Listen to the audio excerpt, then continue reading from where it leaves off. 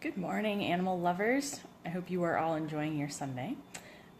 So today is National Dog Fighting Awareness Day, and when this first came up, I kind of debated about whether I wanted to talk about it. It's not a super happy subject, but I decided that the reason the day exists is because enough people do not know about dog fighting, and that's the entire point of the day. So I'm going to go ahead and do a brief talk about it. Hopefully this doesn't bring down your Sunday, but educates you a little bit if you don't know a lot about dog fighting. Unfortunately, dog fighting is a felony in all 50 states. In my younger years, I used to think that we probably didn't have any around here. It was too nice of an area. Until I was, I believe, 19 or 20, and I was driving out through some area in Weld County and stumbled upon a dog fighting ring.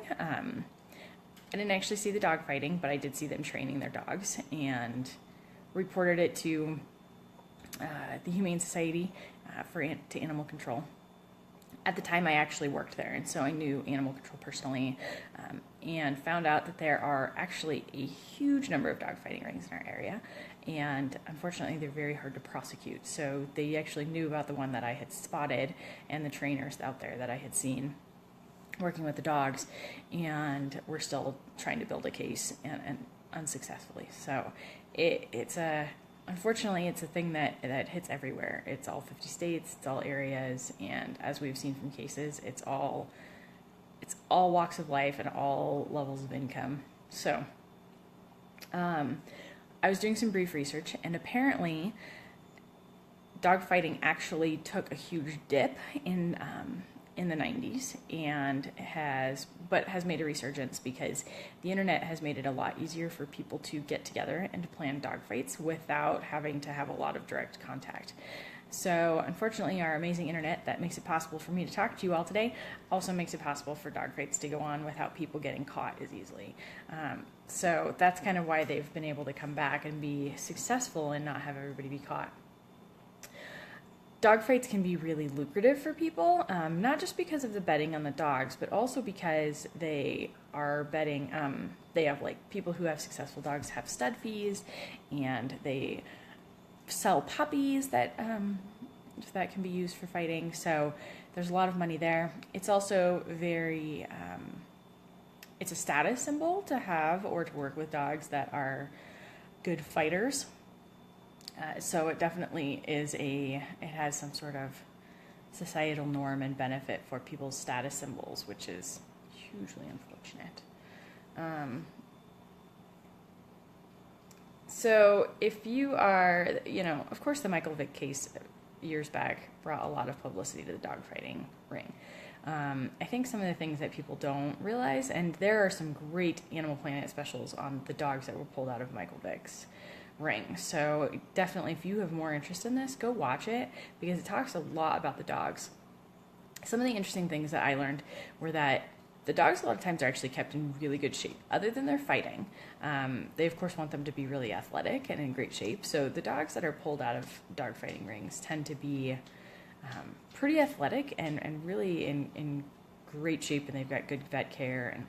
And one of the things they do that can be harmful, of course, is to sometimes put them on drugs like steroids. So you might end up with dogs on steroids to try to bulk up their muscles. They do tend to crop their ears and their tails, and that is both because they don't want other dogs to have leverage on them so they can't be grabbed by other dogs in a fight, but also because it's harder to read their moods, so they appear more scary. That's actually why ear docking appeared, those same two reasons ear docking appeared in various breeds over the last however many years.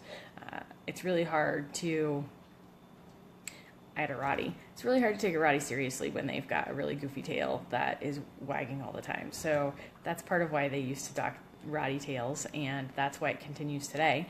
I mean, today it's just habit at this point, and people just do it, and it's breed standard, but that's why it started, was for safety and to cut down on being able to read their moods. If you've ever thought about adopting, well, first off, pit bulls by themselves are fantastic dogs. Any dogs can be dog fighting dogs. Pit bulls are used more regularly just because of their musculature and their build, but any dogs can be taught to fight. So keep that in mind when thinking about breeds, that there's no particular breed that is worse than others. We have so many pit bull clients, and we love them. They're amazing dogs. So they by themselves are not trouble or issues.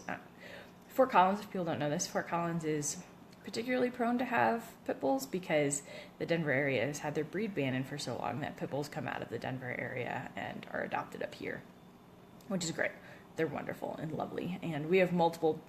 In fact, for a really long time, we had a dog walk client that was actually allowed to take her dogs to work, except she worked in the Denver area and she didn't want to risk bringing them down there. So, and she had pit bull mixes. So we would go in and do dog walks every day. And while she was pretty bummed because all of her coworkers would bring their dogs into work, and she did not want to risk that. So, breed bans are a conversation for another day.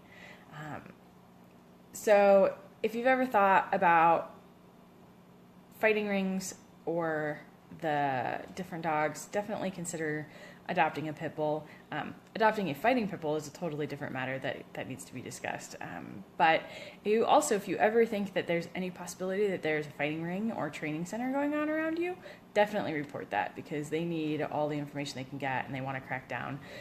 Apparently, it's actually pretty hard to prosecute a dog fighting ring for a couple reasons. One, it's hard to get all of the information that they need. And two, in order to prosecute, they actually have to keep the dogs as evidence until the case is done, which can be really expensive and really detrimental for the dogs. So when a prosecutor is looking at the case, anything that actually revolves around having to house and care for the dogs, it might be decided that it's easier not to prosecute, or not to prosecute to the fullest extent, just because that's too expensive for most areas to take on as an expense. So apparently they are not all prosecuted as well as they should be, which is really unfortunate, and it puts the prosecution team in a really bad position, and it's a tough place to make a call. So do your research, check up on pit bulls. If you've ever thought about adopting one, go for it. They're amazing dogs, and hopefully, I guess we can figure out some sort of way to cut down on fighting rings in the future. But definitely do some looking at it, and be aware, and let other people know that there are still dog fighting rings out there. And hopefully we can make them come to an end sometime soon. Thanks everyone for joining me. Say hi to your pets from us, and I will see you back here tomorrow morning.